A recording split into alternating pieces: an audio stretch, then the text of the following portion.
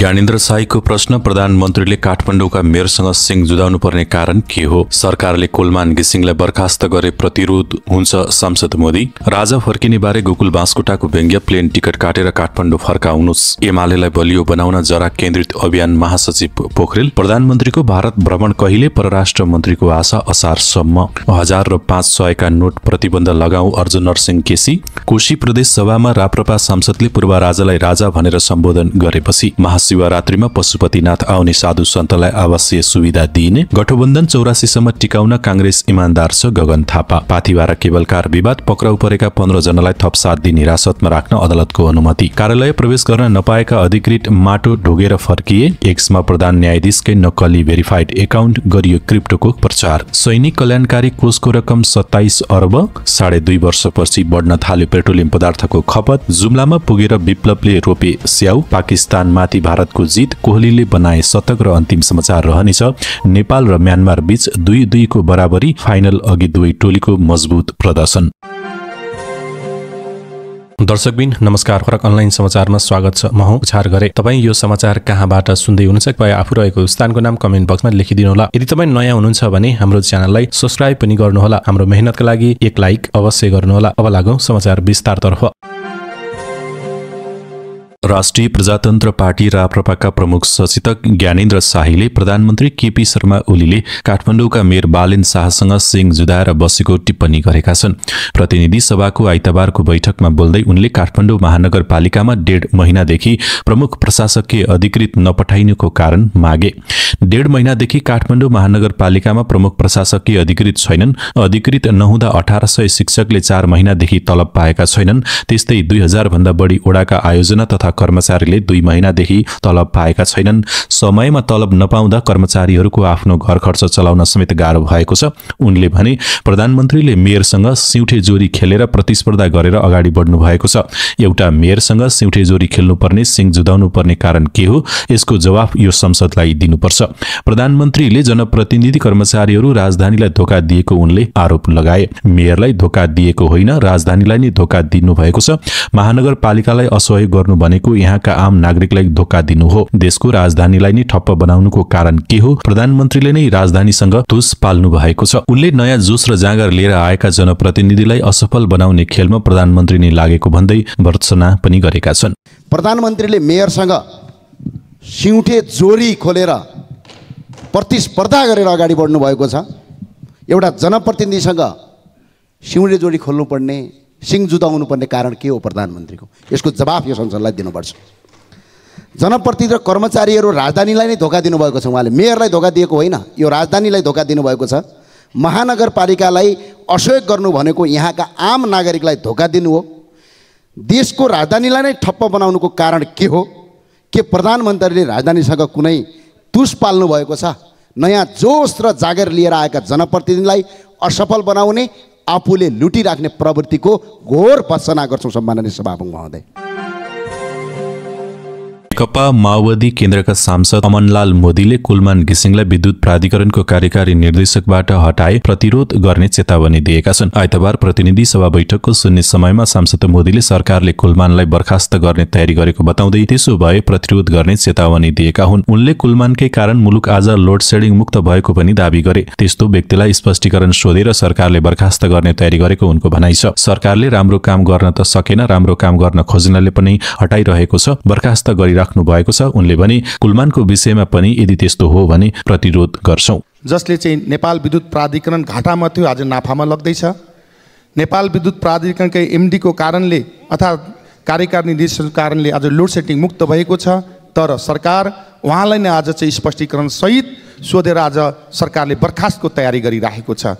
तसर्थ म भन्न चाहन्छु सरकारलाई, आज जसले यो देशको राम्रो काम गरिरहेको छ, जसले जनताको पक्षमा काम गरिरहेको छ, सरकारले राम्रो काम त गर्न सकेन, राम्रो काम गर्ने मान्छेलाई पनि हटाइराख्नु भएको छ, बर्खास्त गरिराख्नु भएको छ। तसर्थ यदि त्यस्तो हो भने हामी प्रमुख प्रतिपक्षका दल, त्यसमा पनि नेकपा माओवादी केन्द्र, त्यस्ता गलत कुराहरू सरकारले छन् त्यसको प्रतिरोध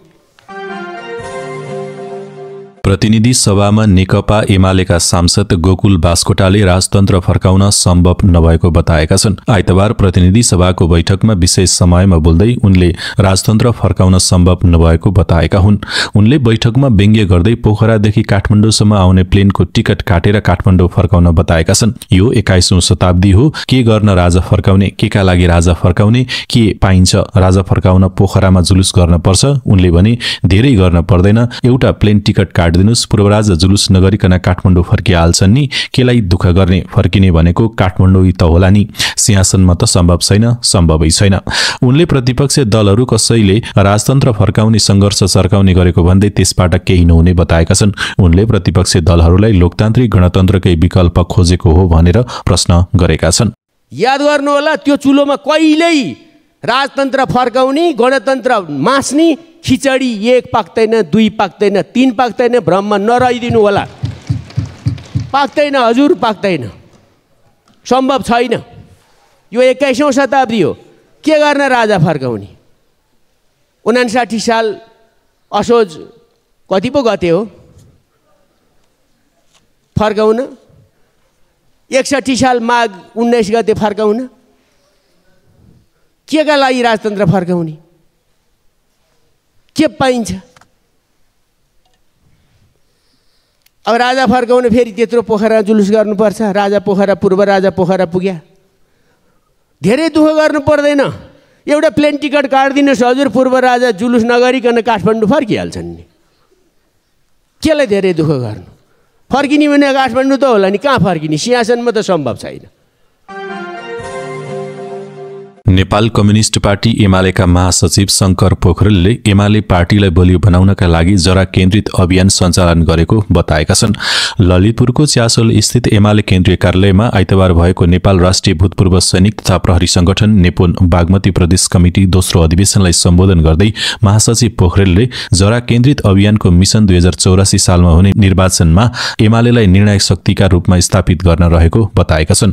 मुलुक बनाउनका लागि बलियो राजनीतिक दल आवश्यक रहेको उल्लेख गर्दै महासचिव पोखरेलले एमाले मुलुकमा राजनीतिक स्थायित्व कायम गर्न सक्ने क्षमता बोकेको पार्टी भएको बताएका छन्। उनले निर्णायक शक्ति निर्माण गर्ने यात्रामा भूतपूर्व सैनिक तथा प्रहरी संगठनको योगदान रहने उल्लेख गरेका छन्। नेपालमा रहेको जनशक्तिलाई सिप ज्ञान र क्षमता प्रदान गरेर परिचालन गर्न अहिलेको आवश्यकता रहेको महासचिव पोखरेलको भनाइ थियो। उनले बलिया राजनीतिक दल निर्माण गरेर राज्यलाई बलियो बनाउनु पर्नेमा जोड दिएका छन्।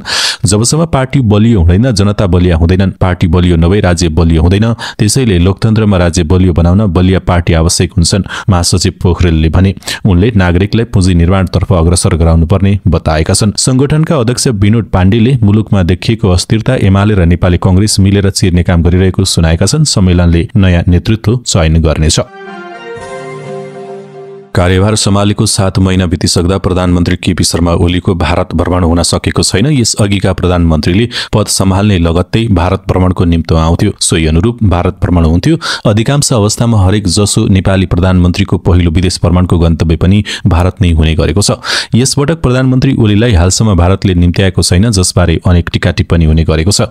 नेपाली कांग्रेस र नेकपा एमाले बीच गत असार 17 गते भएको 7 बुँदे सहमति अनुसार असार 30 गते ओली प्रधानमन्त्री नियुक्ति भएका थिए। त्यसपछि पहिलो विदेश भ्रमणका रूपमा उनले भारत नै जान चाहेका थिए, तर निम्तो नआएपछि उनी संयुक्त राष्ट्रसङ्घले 79औं महासभाका लागि अमेरिका गए। त्यहाँ परराष्ट्र मन्त्री डाक्टर आर्जु राणादेउवाको समन्वयमा भारतीय प्रधानमन्त्री र नेपाली प्रधानमन्त्री ओली बीच साइडलाइन भेटवार्ता भएको थियो। त्यसपछि पनि मङ्सिरसम्म कुर्दा भारतले ओलीलाई आमन्त्रण गरेन। त्यसपछि प्रधानमन्त्री ओली मङ्सिर 17 गते चीन भ्रमणमा गएका थिए, जहाँ चीनको महत्वाकांक्षी परियोजना belt and road initiative BRI फ्रेमवर्कमा हस्ताक्षर भयो। चीनबाट फर्किएका प्रधानमन्त्री ओलीले मङ्सिर 23 गते झापा पुगेर आफू चाँडै भारत भ्रमणमा जाने बताएका थिए। प्रधानमन्त्री ओलीले त्यसको भनेको पनि 3 महिना बित्न लागेको छ। यता ओली सरकारमा परराष्ट्र मन्त्री बनेकी राणाले 2 पटक भारत भ्रमण गइसकेकी छन्। पहिलो पटकको भारत भ्रमणमा प्रधानमन्त्री मोदीले नै महत्त्व दिएर भेटवार्ता गरेका थिए, जसमा भारतले परराष्ट्र मन्त्री राणालाई दिएको सम्मानको खुबै चर्चा पनि भएको थियो। परराष्ट्र मन्त्री राणाले प्रधानमन्त्रीको भारत भ्रमणका लागि लामो समयदेखि वातावरण बनाउन कोसिस गरिरहेकी छिन्, तर सम्भव सम्भव भएको छैन। यसैबीच परराष्ट्र मन्त्री राणाले शनिबार भारतीय सञ्चार माध्यम द हिन्दूसँग कुरा गर्दै प्रधानमन्त्री ओलीको भारत भ्रमणको सम्भावनाबारे कुरा गरेकी छन्। हिन्दूले छापेको समाचार अनुसार उनले प्रधानमन्त्री ओलीको भारत भ्रमणका लागि निमन्त्रणाको पर्खाइरहेको बताएकी छन्। यस्तोमा उनले सन् 2025 को पहिलो 6 महिना जुनभित्र प्रधानमन्त्री ओलीको भारत भ्रमण सम्भव हुने बताएकी छन्। त्यो भनेको मध्य असारसम्मको समय हो। यस्तै परराष्ट्र मन्त्री राणाले आगामी अप्रिलमा थाइल्याण्डको बैंककमा हुने बिमस्टेक शिखर सम्मेलनको अवसरमा ओली मोदी बीच साइडलाइन भेटवार्ता हुने अपेक्षा पनि गरेकी छन्। हिन्दूले नेपाली प्रधानमन्त्री ओलीलाई भारतले भ्रमणका लागि निमन्त्रणा दिनमा असामान्य ढिलाइ गरेको भन्दै त्यसले दिल्ली र काठमाडौँ बीचको सम्बन्धमा तनावको संकेत मिल्ने लेखेको छ। भारतको ढिलाइको आभास भइरहेका बेला ओली चीन भ्रमणमा गए, त्यसबाट दुई देशबीचको मतभेद अझै बढेको मानिएको छ, हिन्दूले लेखेको छ। नेपाली कांग्रेसका सांसद अर्जुन नरसिंह केसीले 1500 का नोट प्रतिबन्ध लगाउनु पर्ने धारणा राखेका छन्। आइतबार बसेको प्रतिनिधि सभाको शून्य समयमा उनले यस्तो बताएका हुन्। सुशासन कायम गर्न तथा भ्रष्टाचार कम गर्नको लागि पनि यी नोटमाथिको प्रतिबन्ध लगाउनु पर्ने उनको भनाइ छ। उनले ट्रान्सपरेन्सी इन्टरनेशनलको रिपोर्टमा भ्रष्टाचार व्याप्त मुलुकहरूको सूचीमा नेपाल एक श्रेणी थपिएको तथा financial action task force FATF को ग्रे सूचीमा परेको विषयमा तत्काल संसदीय छलफल गर्न आवश्यक रहेको उनले बताएका छन्। भ्रष्टाचार बढ्नु र ग्रे सूचीमा पर्नुको कारणबारे छलफल गर्नुपर्ने उनको भनाइ छ। उनले भ्रष्टाचार घटाउने उपायबारे पनि छलफल गर्नुपर्ने बताएका छन्। 1500 नोट प्रतिबन्ध लगाउनुको साथै राष्ट्रिय र अन्तर्राष्ट्रिय साख र विश्वसनीयता स्थापना गर्न, आजसम्मका चर्चित भ्रष्टाचार काण्डहरूको निष्पक्ष छानबिन गर्न, पूर्व प्रधान न्यायाधीशको अध्यक्षतामा उच्च स्तरीय शक्तिशाली न्याय गठन गर्नु अहिलेको अपरिहार्य आवश्यकता भएको छ र अहिलेको आम निराशालाई पनि यसले एउटा सकारात्मक सन्देश दिन सक्छ। धन्यवाद। कोशी प्रदेशसभा बैठकमा राप्रपाकी सांसद सबिना बजगाईले प्रयोग गरेको राजा शब्द रेकर्डबाट हटाइएको छ। सांसद बजगाईले राजा शब्द प्रयोग गरेको भन्दै नेकपा माओवादी केन्द्रका सांसद गोम्बु शेर्पाले नियमापत्ति गरेपछि उक्त शब्द रेकर्डबाट हटाउन सभामुख अमर बहादुर विष्टले रुलिङ गरेका हुन्। आइतबारको प्रदेशसभा बैठकको शून्य समयमा राप्रपाकी सांसद बजगाईले राजाले प्रजातन्त्र दिवसमा जनतालाई शुभकामना दिएको विषयमा केही नेताहरूले राजालाई थुन्ने अभिव्यक्ति दिएको भन्दै आपत्ति जनाएकी थिइन्। उनले विदेशबाट आएको डलरको भरमा यस्ता अभिव्यक्ति आएको र हिम्मत भए थुनेर देखाउन चुनौती समेत दिएकी थिइन्। बजगाईले भनिन् राजाले प्रजातन्त्र दिवसमा जनतालाई शुभकामना दिएको विषयमा केही नेताहरूलाई राजालाई थुन्ने अभिव्यक्ति दिएको विषयको भर्त्सना गर्दछु। विदेशबाट आएको डलरको भरमा यस्ता अभिव्यक्ति आएकाले हिम्मत भए थुनेर देखाउनुस्। सांसद बजगाईले आफ्ना कुरा राखेपछि नेकपा एमालेका प्रमुख सचेतक विदुर कुमार लिन्थेप उठेपछि सभामुखले बोल्न समय दिएका थिए। प्रमुख सचेतक लिन्थेपले राजाले बोलेको विषयमा डलर खानेहरू भनेर अप्रमाणित विषय सदनमा बोलेको भन्दै प्रमाण भए पेश गर्न नभए उक्त आरोप फिर्ता लिन चेतावनी दिएका थिए। उनले विदेशबाट आएको डलरका भरमा नेताहरूले अभिव्यक्ति दिएको आरोप प्रमाणित गर्न चुनौती दिएका थिए। त्यसपछि प्रदेश सभामा सांसदहरूबीच केही बेर सवाल जवाफ चलेको थियो। सभामुख विष्टले सांसदहरूको सवाल जवाफ सुनेपछि डलर खाएर नेताहरूले अभिव्यक्ति दिएको विषय प्रमाणित नभएको भन्दै उक्त शब्द पनि रेकर्डबाट हटाउन रुलिङ गरेका थिए। गुठी संस्थानले महाशिवरात्रिमा पशुपतिनाथ दर्शनका लागि आउने भक्तजनलाई सोमबारदेखि आवासीय सुविधा दिने भएको छ। यसका लागि सोमबार बिहानदेखि पशुपति क्षेत्रमा आएका साधुसन्तको गणना सुरु गर्ने संस्थान काठमाडौँ शाखाका प्रमुख वैकुण्ठ रेमिकले जानकारी दिएका छन्। महाशिवरात्रिमा यहाँ आउने साधुसन्तका लागि फागुन कृष्ण एकादशीदेखि संस्थानले बस्ने खाने र धुनी जगाउन दाउराको व्यवस्था गर्ने परम्परा छ।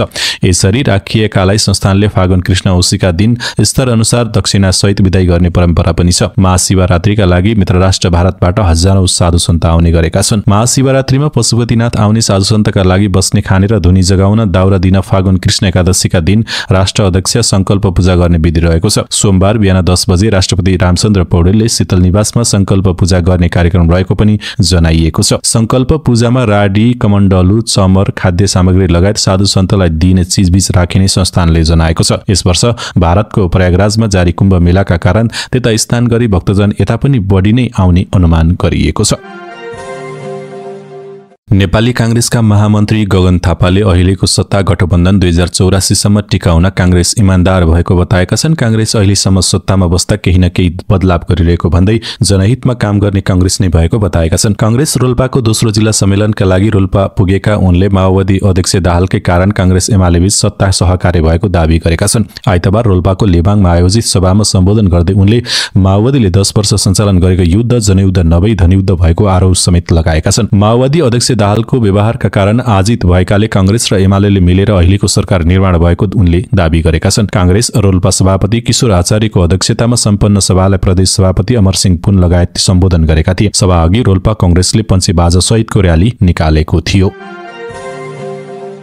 शनिबार फुङलिङबाट पक्राउ परेका नो केबलकार पक्षका 15 जनालाई प्रहरीले ताप्लेजुङ जिल्ला अदालतबाट 7 दिनको म्याद लिई थप अनुसन्धान थालेको छ। जिल्ला प्रहरी कार्यालय ताप्लेजुङका प्रहरी निरीक्षक तथा सूचना अधिकारी विवेक बस्नेतका अनुसार पक्राउ परेका 15 जनालाई हुलदङ्गा र अपराधिक उपद्रव कसुरमा 7 दिनको म्याद लिई अनुसन्धान थालेको हो। उनका अनुसार पक्राउ परेकालाई मुलुकी अपराध संहिता 2014 को दफा 63 बमोजिम हुलदङ्गा गर्न नहुने तथा सोही संहिताको दफा 285 बमोजिम अपराधिक उपद्रव गर्न नहुने कसुरमा अनुसन्धान सुरु भएको हो। प्रहरीका अनुसार पक्राउ पर्नेमा पाँचथरको हिलिहाङ गाउँपालिका वडा नम्बर 6 स्थायी घर भई झापाको अर्जुनधारा नगरपालिका वडा नम्बर 11 बस्ने 48 वर्षीय मित्र लिङदन सुनसरीको इटहरी उपमहानगरपालिका वडा नम्बर 3 का 23 वर्षीय विवेक लिम्बू, पाँचथरको फिदिम नगरपालिका वडा नम्बर 11 का 22 वर्षीय एमन राई, तेह्रथुमको 8 राई गाउँपालिका वडा नम्बर 7 घर भई हाल झापाको अर्जुनधारा नगरपालिका वडा नम्बर 11 बस्ने 30 वर्षीय निर्मला बराल, ताप्लेजुङ जिल्लाको 8 राई त्रिवेणी गाउँपालिका वडा नम्बर 1 का 45 वर्षीय नवीन पोमु रहेका छन्। यस्तै मोरङ ग्रामथान गाउँपालिका वडा नम्बर 6 स्थायी वतन भई सुन्दर हरैसा नगरपालिका वडा नम्बर 10 बस्ने 58 वर्षीय तुलाराम तामाङ, सुनसरीको इटहरी उपमहानगरपालिका वडा नम्बर 3 बस्ने 19 वर्षीय जुरन राई, मोरङ उर्लाबारी नगरपालिका वडा नम्बर 1 बस्ने 39 वर्षीय हरि लिम्बू, पाँचथरको फालेलुङ गाउँपालिका वडा नम्बर 8 स्थायी घर भई हाल फिदिम नगरपालिका वडा नम्बर 1 बस्ने 40 वर्षीय सुनिता केरुङ र सुनसरीको इटहरी उपमहानगरपालिका 2 बस्ने 32 वर्षीय अर्जुन उपनामले चिनिने बिर्खा बहादुर तामाङ समेत प्रहरी नियन्त्रणमा रहेका छन्। प्रहरीका अनुसार सुनसरीको इटहरी उपमहानगरपालिका वडा नम्बर 20 बस्ने 32 वर्षीय अनुप सुब्बा, सोही उपमहानगरपालिका वडा नम्बर 10 बस्ने 19 वर्षीय विशेष सुब्बा, पाँचथरका मिक्लाङजुङ गाउँपालिका वडा नम्बर 5 घर भई हाल इलाम नगरपालिका वडा नम्बर 7 बस्ने 51 वर्षीय युगेन्द्र लावती, झापाको अर्जुनधारा नगरपालिका वडा नम्बर 4 बस्ने 21 वर्षीय निहात सेमजुङ र झापाकै शिव सताक्षी नगरपालिका वडा नम्बर 2 स्थायी वतन भई हाल मृतामुड नगरपालिका वडा नम्बर 2 बस्ने 20 वर्षीय इक्सा लिम्बू अहिले अनुसन्धानका लागि प्रहरी नियन्त्रणमा रहेका छन्। धनुषाको विधिह नगरपालिकाका निमित्त प्रमुख प्रशासकीय अधिकृत दिपेन्द्र कुमार शाहलाई कार्यालय प्रवेशमा रोक लगाइएको छ। उच्च अदालत जनकपुरले कामकाजका अवरोध नगर्न आदेश दिएपछि आइतबार उनी कार्यालय पुगेका थिए, तर विरोधका कारण प्रवेश गर्न सकेनन्। सयौंको संख्यामा नेपाल प्रहरी र सशस्त्र प्रहरीको सुरक्षामा कार्यालय पुगेका शाहलाई नगरपालिका कर्मचारीहरूले मूल ढोकामै अवरोध गर्दै नाराबाजी गरे। तीव्र विरोधपछि उनले कार्यालय प्रवेश नगरी फर्किनु पर्यो। गत माघ 27 मा निम्न माध्यमिक तहकी शिक्षिका पवन कुमारीलाई नगरपालिकामा हाजिर गराएपछि नगर प्रमुख बेचेन दासका छोरा राम भजनले बुवालाई जानकारी नगराई हाजिर गराएको भन्दै अधिकृत शाहलाई कार्यकक्षमै कुटपिट गरेका थिए। भोलिपल्ट अधिकृत शाहले नगर प्रमुख दास समक्ष छोराको व्यवहारबारे गुनासो गरे, तर नगर प्रमुखले उल्टै धम्की दिएपछि शाह उच्च अदालत जनकपुर पुगे। अदालतले फागुन 13 गते दुवै पक्षलाई छलफलका लागि बोलाइएको छ। छलफल नभएसम्म शाहलाई कार्यालयमा निर्वाध रूपमा काम गर्न दिन आदेश दिएको छ। नगर प्रमुख दाससँगको विवाद बढेपछि अधिकृत शाहले 83 जना करार र दैनिक ज्यालादारी कर्मचारीलाई हटाएका थिए, साथै केही स्थायी कर्मचारीको ग्रेड रोक्का गर्ने निर्णय गरेका थिए। यिनै हटाइएका कर्मचारीहरूले आइतबार कार्यालय प्रवेशमा रोक गरेका हुन्। उनलाई सुरक्षाकर्मीको साथमा कार्यालय प्रवेश गराउन प्रयास गरिए पनि मुख्य ढोकामै विरोध जारी रहेकाले उनी फर्किन बाध्य भए। प्रवेश नपाएपछि शाहले भने अदालतको आदेशपछि सीडीओ साहेबले सुरक्षा दिनुभयो, तर झोले कर्मचारीहरू आन्दोलन गरिरहेका छन्। जबरजस्ती नगरी नगरपालिकाको पवित्र माटोलाई ढोगेर टीका लगाई फर्किए। प्रधान न्यायाधीश प्रकाश मान सिंह राउतको नाममा खोलिएको एक्स पहिलोको ट्विटर अकाउन्ट नक्कले भएको खुलेको छ। सर्वोच्च अदालतले आइतबार एक विज्ञप्ति जारी गर्दै प्रधान न्यायाधीशको नाम, तस्बिर र पदको दुरुपयोग गरी अकाउन्ट सञ्चालन गरिएको भन्दै गम्भीर आपत्ति जनाएको हो। अदालतका उपरजिस्ट्रार नवीन कुमार यादवले जारी गरेको विज्ञप्तिमा सर्वसाधारणलाई नक्कली अकाउन्टबाट फैलाइएका सामग्रीमा विश्वास नगर्न आग्रह गरिएको छ। न्यायपालिकाको गरिमा गिराउने उद्देश्यले गलत सूचना फैलाएको छ। सर्वोच्च अदालतले कुनै पनि आधिकारिक जानकारी उक्त अकाउन्ट मार्फत सार्वजनिक गरेको छैन, त्यसैले त्यहाँ पोस्ट गरिएका सामग्रीहरूमा विश्वास नगर्न अनुरोध गरिन्छ, विज्ञप्तिमा उल्लेख छ। फागुन 1 गते बिहीबार राति 11:37 बजे पहिलो पटक ट्विट गर्दै उक्त एकाउन्टले आफू सर्वोच्च अदालतको आधिकारिक ह्यान्डल भएको दावी गरेको थियो। शनिबारसम्म अदालत र सरकार सम्बन्धी ट्विटहरू गरिए पनि शनिबार बेलुकी 7:05 बजे अकाउन्टले अचानक क्रिप्टोकरेन्सीको प्रचार गर्न थालेपछि शंका उत्पन्न भएको थियो। त्यसपछि लगातार 7 वटा ट्विट गर्दै यस नेपाल नामक टोकनलाई सरकारले सरकारले अनुमोदन गरेको राष्ट्रको आधिकारिक क्रिप्टोकरेन्सी भएको झुटो दावी गरिएको थियो। आइतबार साँझ 4:45 मा पोस्ट गरिएको अन्तिम ट्विटमा उक्त टोकन सोमबार 6 बजे सार्वजनिक गरिने घोषणा गरिएको थियो। नक्कली अकाउन्टले प्रधान न्यायाधीश राउतको तस्बिर प्रयोग गर्नुका साथै संस्थागत ग्रे भेरिफिकेसन टिक प्राप्त गरिसकेको थियो, जसले गर्दा धेरैले यसलाई आधिकारिक एकाउन्ट मानेका थिए। यही कारण अकाउन्टका पोस्टहरू 1000 बढी पटक शेयर भइसकेका छन्। नक्कली अकाउन्ट सार्वजनिक भएपछि सर्वोच्च अदालतले प्रहरीलाई भ्रामक सामग्री हटाउन र दोषी पहिचान गरी कानुनी कारबाही गर्न निर्देशन दिएको छ। सर्वोच्च अदालतका प्रवक्ता कुइकेलले कुराकानी गर्दै भने नक्कली अकाउन्टबारे जानकारी पाएपछि आइतबार बिहान नै प्रहरीलाई अनुसन्धान गर्न निर्देशन दिएका छौं। नेपाल प्रहरी साइबर ब्युरोका प्रहरी उपरीक्षक एसपी दीपकराज अवस्थीले सार्वजनिक पदाधिकारीको नाममा नक्कली एकाउन्ट खोल्नु र नेपालमा प्रतिबन्धित क्रिप्टोकरेन्सी प्रवर्धन गर्नु दुवै गैर कानुनी कार्य भएको बताएका छन्। हामी सामाजिक सञ्जाल कम्पनीहरूसँग समन्वय गरेर अनुसन्धान अघि बढाइरहेका छौं, उनले भने। साइबर ब्युरोका अनुसार नक्कली एकाउन्ट सञ्चालन गर्ने व्यक्तिको पहिचान गर्ने प्रक्रिया अघि बढाइएको छ। सैनिक कल्याणकारी कोषको रकम 87 अर्ब 1 करोड पुगेको छ। नेपाली सेनाद्वारा सैनिक मुख्यालयमा आयोजित पत्रकार सम्मेलनमा 2032 सालमा बहुजन हिताय बहुजन सुखायको उद्देश्य राखेर स्थापित कोषको रकम गत पुष मसान्तसम्म आइपुग्दा त्यो परिणाममा पुगेको जानकारी दियो। त्यसमध्ये बैंक तथा वित्तीय संस्थामा नगद मौजदात 79 अर्ब 28 करोड 56 लाख रहेको छ। विभिन्न परियोजनामा लगानी 7 अर्ब 72 करोड 84 लाख रहेको युद्ध कार्य विभागका सहायक रथी रविन्द्र खत्रीले जानकारी दिए। यसमध्ये नेपाली सेनाका स्वास्थ्य विज्ञान संस्थानमा 2 अर्ब 30 करोड 94 लाख र कल्याणकारी भवन तथा त्रिचन्द्र मिलिटरी अस्पतालमा 1 अर्ब 60 करोड 60 लाख लगानी रहेको जानकारी दियो। निक्षेपको प्रतिशतमा आएको गिरावटले सेनाका सेवाग्राही लक्षित कल्याणकारी कार्य तथा सार्वजनिक दायित्व प्रभावित पार्ने संगठनले जनाएको छ। आयात तथा खरिदको हिसाबले पेट्रोल खपत चालु वर्षमा पनि कमी आएको छ, तर परिणात्मक रूपमा भने पछिल्लो 2.5 वर्षको प्रवृत्तिलाई ब्रेक लगाएर केही महिनादेखि बढ्दो क्रममा छ। आर्थिक वर्ष 2078-79 को वैशाख महिनादेखि पेट्रोलियम पदार्थ, डिजेल, पेट्रोल तथा एलपी ग्यासको आयात र खपत क्रमशः घट्दो क्रममा थियो। यही समयमा लगातार मूल्य पनि घटेपछि समग्र आयातको लागि खर्चिने रकममा धेरै कमी आएको थियो। यो समयमा समग्र आयात नै घट्नुको एक कारण पेट्रोलियम पदार्थ थियो। आर्थिक वर्ष 2078-79 भर 71 अर्ब बराबरको पेट्रोल आयात भएको थियो। आर्थिक वर्ष 2079-80 र 80-81 मा 68 अर्ब रुपैयाँ बराबरको पेट्रोलको खपत भएको थियो। 2078-79 को तुलनामा गत डिजेलको आयात रकम 25 अर्ब रुपैयाँ र ग्यासको आयात रकम 10 अर्ब रुपैयाँले घटेको थियो। आर्थिक वर्ष 2078-79 अघि पेट्रोलियम पदार्थको खपत वार्षिक औसत 20% बढ्दो क्रममा रहेको थियो। त्यसपछि भने सवारी साधन, घरायसी प्रयोग र कतिपय उद्योगहरूको पनि विद्युतको प्रयोग बढ्नुका साथै औद्योगिक क्षेत्रको उत्पादनमा आएको कमीले खपत घटेको थियो। डिजेल पेट्रोललाई औद्योगिक कच्चा पदार्थको रूपमा लिने गरिन्छ। विशेष गरी निर्माण उद्योग, ढुवानी लगायतका यातायात साथै उत्पादनमूलक उद्योगमा पेट्रोलियम पदार्थको बढी प्रयोग हुन्छ। मङ्सिर, पुस र माघ महिनामा डिजेल र पेट्रोलको खपत बढेको देखिएको छ। त्यस्तै ग्यासको खपत पुस र माघमा बढेको छ। नेपाल कम्युनिस्ट पार्टीका महासचिव नेत्र विक्रम चन्द विप्लवले जुम्लाको उर्वर भूमिमा स्याउ खेती विस्तार गर्ने अभियान थालेका छन्। आइतबार जुम्लाको हिमा गाउँपालिका 7 दौलापानीमा उनले स्याउका बिरुवा रोप्दै औपचारिक रूपमा स्याउ बगैँचा स्थापना कार्यक्रमको उद्घाटन गरेका छन्। नेकपाको केन्द्रीय कार्यालयको आयोजनामा भएको कार्यक्रममा करिब 13,000 वर्गमिटर क्षेत्रफलमा 2,000 स्याउका बिरुवा तथा 400 दाँते ओखरका बिरुवा रोपिएको छ। विप्लवले आर्थिक क्रान्ति बिना मुलुकको स्वाधीनता र आत्मनिर्भरता सम्भव नहुने भन्दै कृषि उत्पादनमा क्रान्तिकारी परिवर्तन ल्याउन आवश्यक रहेको बताएका छन्। कार्यक्रममा महासचिव विप्लवले आफ्ना नेता तथा कार्यकर्ताहरूलाई कृषि उत्पादनमा संलग्न गराइएको उल्लेख गर्दै भने अहिले देशभर हामीलाई खाना माग्नुपर्ने अवस्था छैन, सबै नेता कार्यकर्ता उत्पादनमा लागेका छौं। उनले स्थानीय हावापानी र मौसम अनुसारको फलफूल तथा बालीनाली उत्पादन गर्न जोड दिँदै कृषि क्रान्तिबाट मुलुक आत्मनिर्भर बनाउने लक्ष्य रहेको बताएका छन्। कार्यक्रममा जग्गा उपलब्ध गराउने हिमा गाउँपालिका 7 दाँचु गाउँकी कृष्ण कौरा शाहीलाई विशेष धन्यवाद दिँदै विप्लवले भने उहाँ सहित परिवार हुनुहुन्छ, उहाँले जग्गा दिनुभयो, यसले कृषि क्रान्तिमा टेवा पुर्याउनेछ। विप्लवले उत्पादन वृद्धि नगरी देशको समृद्धि सम्भव नहुने भन्दै कृषि क्रान्तिलाई प्राथमिकतामा राखिएको बताएका छन्। उर्वर बाँझो जमिन उपयोग गरिनेछ, यसले किसानहरूमा सकारात्मक सन्देश प्रवाह गर्छ। हामी गरेर देखाउँछौं, उत्पादन वृद्धिबाट मात्रै समाज र राष्ट्रको उन्नति सम्भव छ। भारतले च्याम्पियन्स ट्रफीको दोस्रो खेलमा पाकिस्तानलाई 6 विकेटले पराजित गर्दै 2017 को फाइनलमा बेहोरेको 180 रनको हारको बदला लिएको छ। आइतबार दुबईमा पाकिस्तानले पहिला ब्याटिङ गर्दै 241 रन बनाएको थियो। जवाफमा भारतले 42.3 ओभरमै 4 विकेट गुमाएर लक्ष्य पूरा गर्यो। विराट कोहलीले टिमका लागि शतक प्रहार गर्दै अभिजित रहे भने श्रेयस अय्यरले 56 र शुभमन गिलले 46 रन जोडे।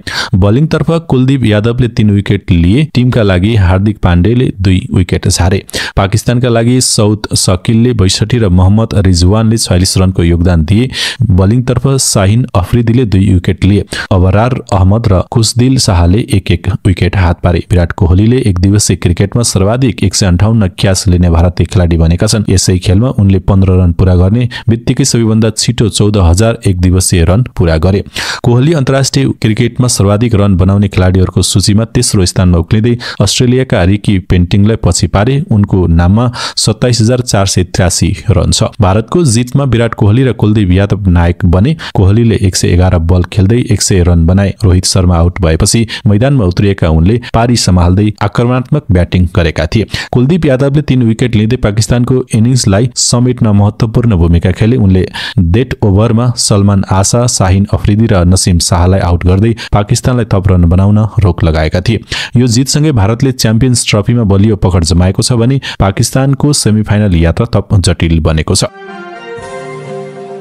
आजका लागि अन्तिम समाचार छ। 4 राष्ट्र सम्मिलित इन्टरनेशनल वुमेन्स च्याम्पियनशिप अन्तर्गत लीग चरणको अन्तिम खेलमा नेपाल र म्यानमार बीचको प्रतिस्पर्धा 2-2 को बराबरीमा टुङ्गिएको छ। त्रिपुरेश्वर स्थित दशरथ रंगशालामा भएको खेलमा पहिलो हाफमै 4 गोल भए तापनि दोस्रो हाफमा दुवै टोलीले कुनै गोल गर्न सकेनन्। खेलको 6औं मिनेटमै म्यानमारकी म्याट नोएखिनले फ्री किक मार्फत गोल गर्दै टोलीलाई अग्रता दिलाएकी थिइन्। त्यसको 11औं मिनेटमै नेपालले बराबरी गोल फर्कायो। सावित्रा भण्डारीको बायाँ विङबाट आएको पासलाई सविता राणा मगरले गोलमा परिणत गर्दै नेपाललाई खेलमा फर्काइन्। 16औं मिनेटमा म्यानमारले पुनः अग्रता लियो। मे लुले चेस्लेले 2 नेपाली डिफेन्डरलाई सक्याउँदै गोल गरिन् र टोलीलाई 2-1 को अग्रता दिलाइन्। नेपालले पहिलो हाफको 40औं मिनेटमा पुनः बराबरी गोल फर्कायो। सावित्रा भण्डारीले व्यक्तिगत कौशल प्रदर्शन गर्दै नेपाललाई 2-2 को स्थितिमा ल्याइन्। दोस्रो हाफमा दुवै टोलीले थप गोल गर्ने प्रयास गरे पनि फाइनल सफल हुन सकेनन्। नेपाल र म्यानमार दुवैले यसअघि नै फाइनलमा स्थान सुरक्षित गरिसकेकाले यो खेल फाइनल अघिको रणनीतिक तयारीको रूपमा रहेको थियो। अब नेपाल र म्यानमार बीच फाइनल प्रतिस्पर्धा हुनेछ। दर्शकबिन, तपाईँ यो समाचार कहाँबाट हेर्दै हुनुहुन्छ? कृपया आफू रहेको स्थानको नाम कमेन्ट बक्समा लेखिदिनुहोला। तपाईँ पहिलो पटक हाम्रो च्यानलमा समाचार हेर्दै हुनुहुन्छ भने कृपया हाम्रो च्यानललाई सब्स्क्राइब पनि गर्नुहोला। हाम्रो मेहनतका लागि एक लाइक अवश्य गर्नुहोला। साँझ 6 बजे समाचारका साथ उपस्थित हुने बाचासहित यहाँहरूको समय शुभ रहोस् भन्दै अहिलेलाई बिदा दिनुहोस्। नमस्ते।